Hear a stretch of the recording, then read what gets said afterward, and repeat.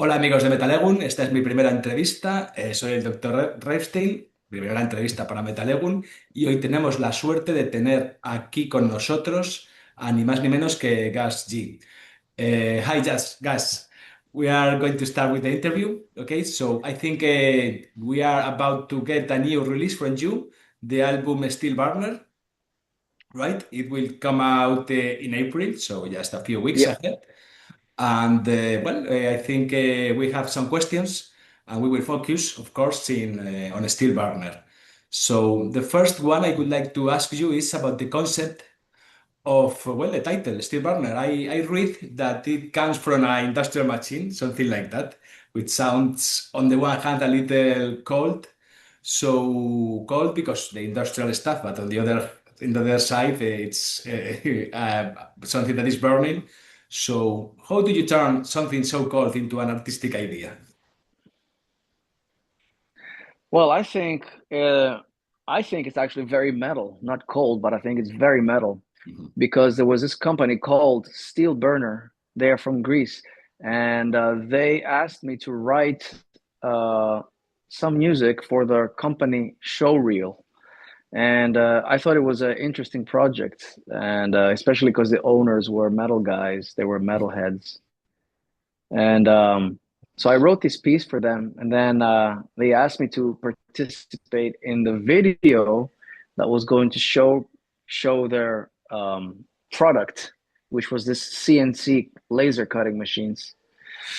And when I went there, the guys were like, "You should release this song. It's so cool. You should release it." I said, "Oh well, I wrote it for you guys, so." But no, they said you should put it out as as one of your singles. I said, okay. So I will name my song Steel Burner, like your company. Mm. And it was a good starting point for me to which kind of started making me think of what my next album would be like. So it was a good initiative, like starting point. Mhm. Okay. I think that in the end, the title is powerful. It reminds me of an old video game, the Afterburner, which is something quite different, but I like it. Oh Do you yes, think, I this remember one that. with the plane that it was in the arcades mostly, and I really like it. Yes. I'm glad you remember that one. So, do you think it connects the title with the music on the album somehow? For most of it, there's different things on the record. Obviously, it's a 50-50 record. 50% is with vocals and 50% is instrumental music. And some of the music is heavier, like Steel Burner, or the song that I did with Doro Pesh, for example, Nothing Can Break Me. And then there's like some stuff that is a bit more hard rock, like the songs with Ronnie Romero or with Dino Jalusic. So the album it's variety between hard rock and metal, and then there are some instrumental songs that are showcasing different sides of me. Songs like Confession, they even have a little bit of a cinematic influence, and they're a bit different. They're a bit more atmospheric. Or the last song of the album, Closure, there's a lot of acoustic guitar there, and they're very melodic. So it's there's a lot of things on this album. It's within the metal spectrum, but there are a lot of different sides to it. I think there's a lot of things for the listener to discuss, sorry, to discover, I meant. Mhm. Um, so it's not just like one type of metal only. I think there's other things, and that's also because I'm doing instrumental music. So with instrumental music, you know, you can experiment a little bit more. Mhm. Okay, we will go through that in some questions later, but maybe this one is a bit tricky because you just said that there are many different aspects on Steel Burner, but I would like if you are able to sum up the album in a single emotion. One emotion to summarize the whole album. Which one would you choose? Hmm, one emotion. Wow. I would say energy and energetic. That's a So good question. A good answer, tell me. yeah. Okay, and do you feel still, Barner, like this is a natural continuation on your previous releases, or it's kind of a new, complete new chapter? Um, I have done something like that in the past. My first two albums were with a lot of different guests. The album I'm the Fire and Brand New Revolution. I was collaborating with different people. And then I did like different things. You know, the previous album was all instrumental, Quantum Leap. And now I'm doing like a 50-50 album, like I said. I've never done half and half like that before. It's the first time that I'm doing that. Um, well, I don't know if you want to call that a natural continuation or not. I think it's a blend of everything that I've done in the past, but you know, kind of like looking ahead in the future. Okay. There's like elements of the there's elements of obviously Quantum Leap, you know, the instrumental music that I did, and I want to take that to the next level, keep expanding on that. But then there's also like I said, I'm also expanding on the collaboration aspect as well. So it's a little bit of both. It's a mix. Mhm. Okay, I was another question was for me. So I was going to ask you to compare with Quantum Leap. Obviously, there is a big difference because Quantum Leap is fully instrumental. But considering that apart, what do you feel you have done different this time? Well, you know, Quantum Leap was the album that I did during the pandemic. So it was very different. The world was different. Um, Yes. yeah, yeah. Now it was, you know, we all came out of it. I've been touring for a few years. I've been collecting songs and ideas. So it was a different vibe. Even the instrumental stuff, they are, I could say they're like a continuation of Quantum Leap in a way. It's in that vein. Um, but there's a different, maybe there's a different energy in that. Um, what else? Um, I don't know. I don't know how to compare it to my past works, to be honest. I mean, it definitely sounds like me. You know, it's my style is all over the thing. Mm. What else did I do different? Well, you know, I have to tell you, there's no drummer on this album. I programmed all the drums myself. That was going to be one Um, question about the yeah, drumming and yeah. programming. It's It's the also first album. It's the first album that I'm doing full on with a drum machine. You know, so um, and it was kind of cool because this is how I make all of my music for the last 25 years. I've been programming all the drums and I write all the drum parts and then I show them to the drummers and they play that. But this time I thought, well, you know, since it's like a home production of in my own home studio, I thought I would like to, you know, I would like to use the drums that I made for a change. So that's one big difference. Yeah. okay. I'm going to improvise this question regarding the drums. You will go touring this year with Ronnie Romero, I think. In that tour, you will play, well, you will have you know who is going to be your drummer already? I guess so. Yeah, yeah, yeah. Usually, Joe, our drummer from Firewind, he goes out with me. So Johan Nunez, he's gonna be drumming.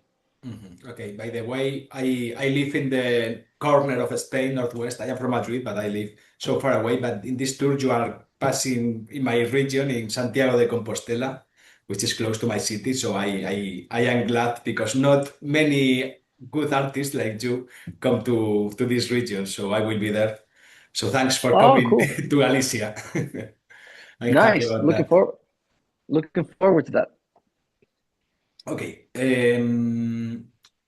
Do you think that well, this format, so you have tried the full instrumental, this mixture. Nowadays, in GUS G nowadays, this is the format you feel more comfortable when you are mixing the instrumental songs with the collaborations?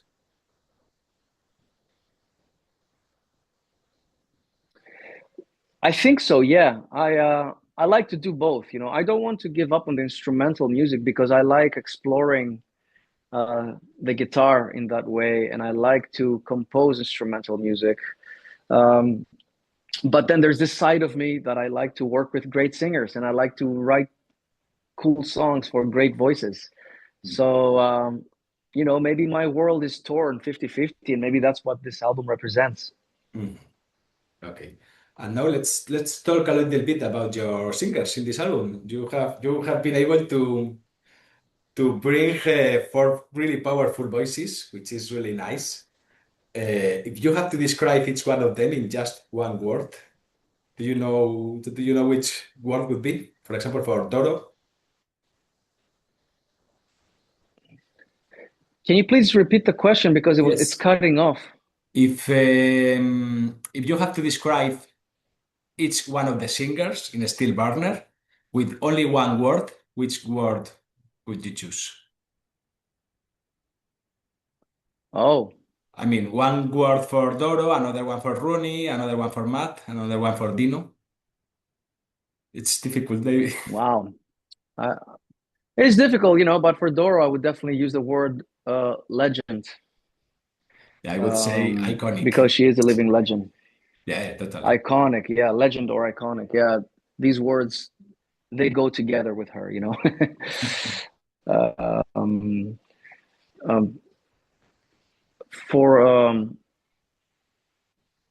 for a guy like Dino Jelusic, I would use the word extraordinary, because his talent is extraordinary.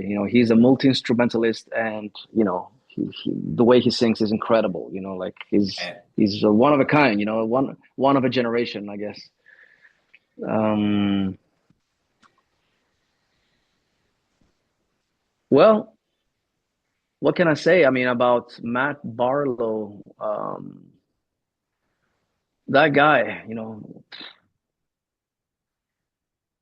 He's I would use the word powerful, because his voice is so powerful. Is like it's and he powerful or unique, I would say, because he has such a unique mm, sound, a unique tone to his voice. Um, and Ronnie, I would just say rock star. okay, good Yeah, one. Yeah, I because like it. he's a fucking rock star. I mean, this guy is like the Ronnie James Dio of our generation. So yeah. Okay, and when you are composing the songs for Steel Burner, there is some moment where you think, okay, I need to hold back my guitar contribution because there has to be more room for the other instruments for the artist, or it kind of goes smooth. I don't know if I have explained it well. Yeah, I think I understand. No, I never think like that. Actually, when I do these songs, I always think, how can I contribute more stuff? How can I embellish the song with more guitar parts? So, both myself and the singer shines, because I think that's the ingredients of a successful collaboration. You need a good song, Mm. but if the artist is a guitar player and then you have like a guest singer, both need to shine, but not overshadow each other. So the stuff that I do, I don't overshadow the singer, but I make sure I add stuff in a smart way to embellish and make them shine. But at the same time, you don't forget that the guitar player is there. Mm. There's a lot of cool stuff here. So this is how I'm thinking when I'm doing these collaborations. Mhm. Okay. And do you think, regarding a little bit about technique, do you feel that nowadays the speed in the guitar is somehow it impresses less today than it used to in the past? There was kind of a competition. All the guitar players in heavy metal has to be the fastest. Do you think this has changed nowadays?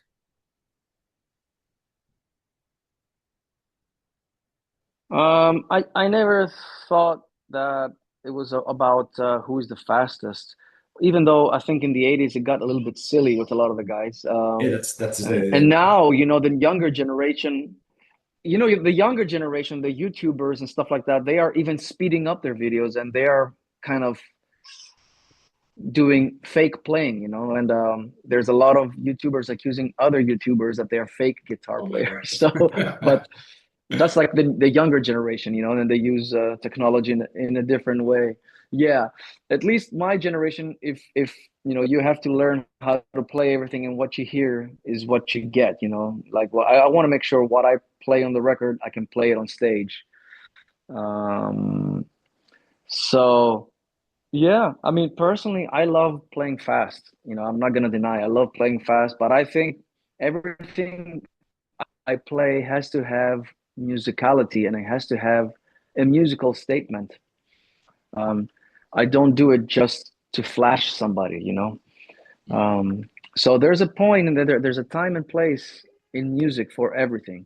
If a part is meant to be fast, then I will play it fast, you know. So, but then there's like, you hear like all these instrumentals have a lot of big melodies where I play very slow and I'm holding big dramatic notes.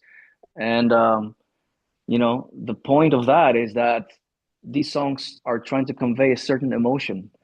Um, so, you know, I want to think that I'm playing the right notes for each song. Mhm. Okay, good.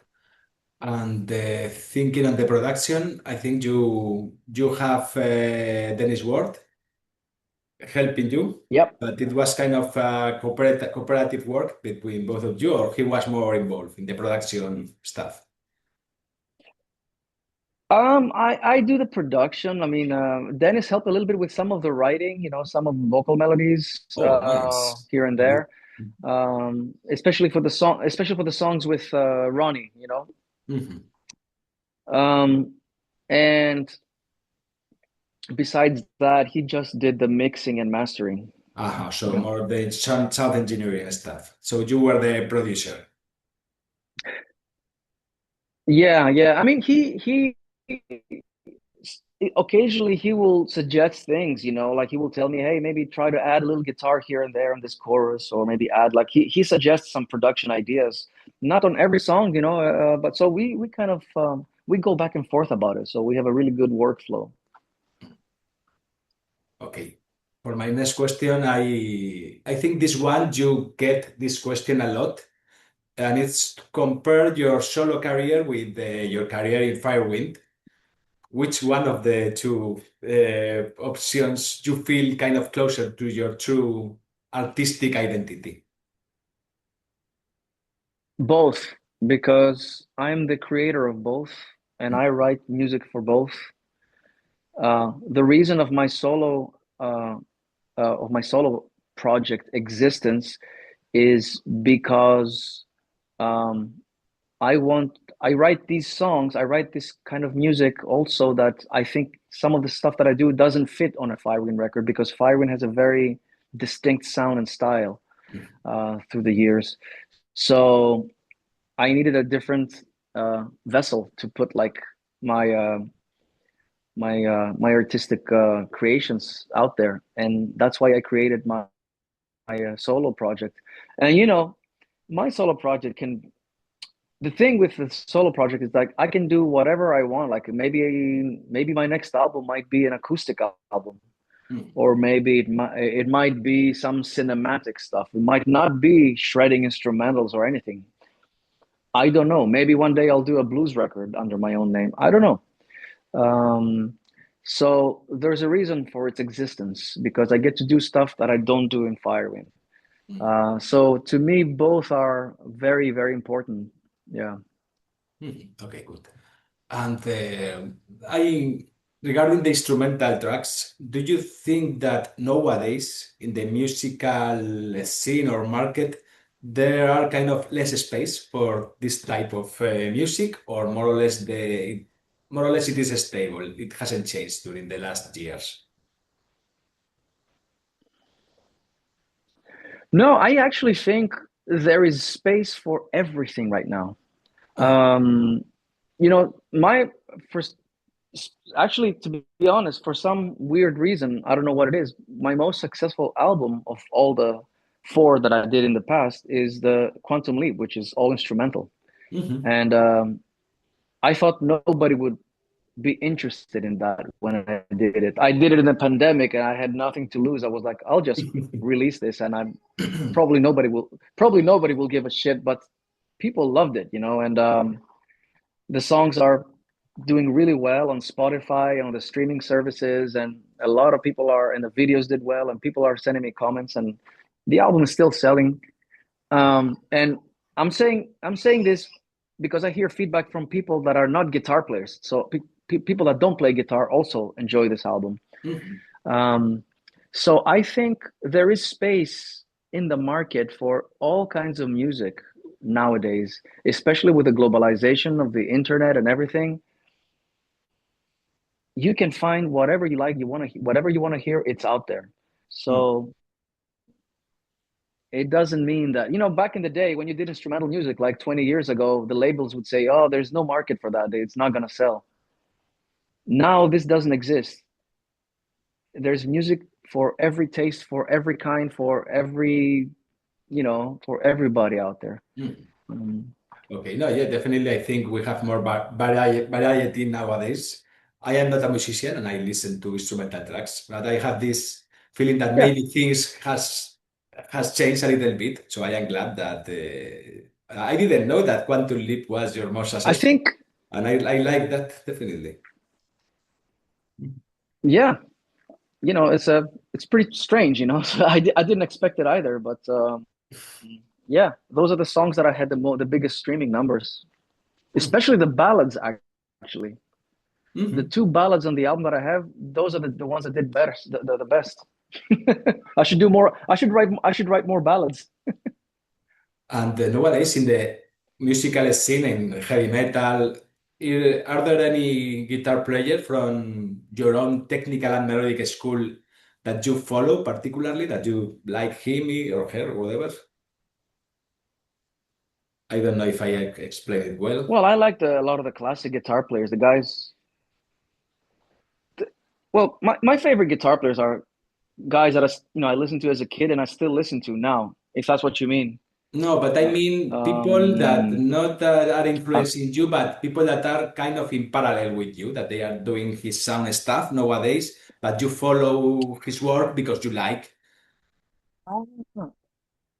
okay, okay. You mean like my peers? Yeah. Yeah, yeah, Yeah. that's. There's a lot of great guitar players out there, and there's some of them I really like. Um, Andy James is one of them. He's a great guitar player, and now he plays with Five Finger Death Punch. He's a great guitar player. Um, who else? Richie Faulkner is great. Ronnie also plays with him in Elegant Weapons. He's a great guitar player. So I like guys like them. Yeah. Hmm, okay. And now that you mentioned before Spotify, I would like to make this funny or weird question because you know that in your Spotify, your top track is this track where you collaborated, Love with the Euro. So can you tell us a little bit about that collaboration because it's really out of the metal scene and it's something different. So Yes, it's actually a hip hop track, yeah, yeah, I and listened to it's it and with it was like, a oh Greek. my God. Uh, But yeah, your yeah, it's guitar is different. there. It's I mean, you can but hear the guitar. yeah, I mean, I collaborated with this guy. He's a rapper here in Greece, and he's one of the famous rappers. He's a younger guy, Mhm. and his name is Vlospa, and he had this idea. He said, "Let's do something really crazy. Let's just mix the two worlds." So basically, he sent me a track that I thought it was cool, and I thought it would be nice to experiment and try something out of the box. And of course, when my guitar comes in, you hear, this is, I didn't change my style for that. I still play how I play. Mhm. Um, and I think, well, I thought if the kids that are listening to rap can hear a song that has actual guitar on it, it might be cool to get some of that audience into the side of heavy metal and rock. Maybe they discover electric guitar and rock music. Um, but at the end of the day, good music is good music. And it's funny because it's like I said, it's my most popular track on Spotify because all the kids now, the younger kids, oh, that's all they listen to. They listen to Spotify. So Mhm. it's kind of natural that these guys have way way bigger numbers than the guys that are in the metal business. Mhm. Okay, I like your answer, and from a personal my personal thoughts about this is that I like musicians that experiment and they suddenly introduce something that is really out of their usual ways. So for me, it's great, and I would like to know, particularly considering that the track is a hit and it's your top one. Do you think that maybe in the future you would like to explore this direction a little bit more? I don't think I'm gonna be a rapper. No, no, I don't no. think so. I don't think you are gonna do that. But No. of course, you can maybe do another collaboration or include something different in a small thing. I mean, If please I think don't think of a rapper, if please. I somebody yeah, if somebody shows me an idea that I no, no, no, no, hell no. But if I hear an idea that I like and I feel that I can contribute to it, why not? I'm open to that. Mhm. But I'm definitely not planning on doing a rap record or anything. I'm too much of a metalhead for that. So, but I enjoy some hip hop. So I like all kinds of music. Good. Now, for the next question, I'm gonna kind of break one of my golden rules that is not to make the typical question that all the people is doing to the artist, but I cannot, so I Yep. will do it in a different way. Let's talk a little bit about your collaboration in the past with Ozzy Osbourne. But what I would like to know is if there is any interview that you get that no one is mentioning that collaboration. I mean, it's something that is really frequent Pretty much every interview. Yeah, everybody mentions it. because and I'm not really going to focus on that. I just thinking that it gave you a lot of visibility, obviously, to be working as I a think I guitar. think so. Yes. But on the other hand, I think that maybe it kind of overshadow your real works with the Firewind or your solo work. Well, I don't know. Do you think it's more beneficial, or I don't know if I explain well, because there is this possibility that you are well known because you were playing with Ozzy Osbourne, but nothing else. Well, I think it was only beneficial because it opened up a lot of doors in the business. Actually, I don't know if it brought more fans to like Firewind because it's such a different kind of metal that we play from what Ozzy was. So I don't think a lot of his fans got into Firewind. Some did. Some did. I can tell you because I know because they come to shows and they tell me the stories when how they found out about me from Ozzy. Um, but I think it opened up a lot of doors and it brought a lot more attention on a worldwide level for the band. Mhm. And we were booked a lot more. We got to play a lot of the big festivals because of that, because of my hype and fame at that time. Mhm. Okay. So I think it only did great things for my career and for Firing. Yeah. Okay. And I will come back a little bit to the singers you have I have to incorporated. say this is the last question for you, man, because I have Yeah, another interview now. definitely. Yeah, last one. Yeah. You have these four amazing singers. Is there any singer that you would like to collaborate that you still haven't? Um, I don't know.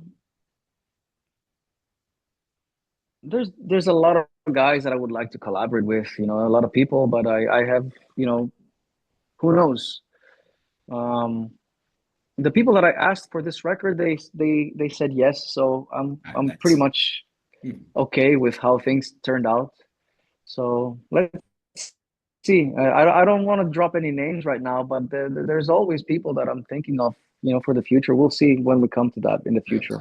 I'm thinking there is one guy that is amazing, but he never collaborates. It's up to him. Bruce Dickinson is kind of many people calls to his door, and he's not a frequent one in collaboration, and it's a name that comes up so frequently. But Yeah. I, I actually played a solo on his last album. I did a solo oh, I on one of the didn't know. songs. In Mandrake. Um, yeah, I think yes. I'm Mhm. playing on Eternity Has Failed. Mhm. So yeah. So I got Okay. a call from his producer, Roy Z, a couple of years ago, and I did that. So you should check it out.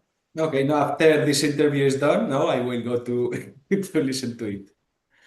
Okay, Gus, pues I think we are done.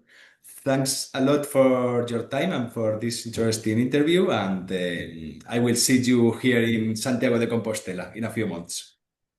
All right. All right. See you soon, man. Good Have a luck good with one. everything. Bye bye. Bye. Thank you.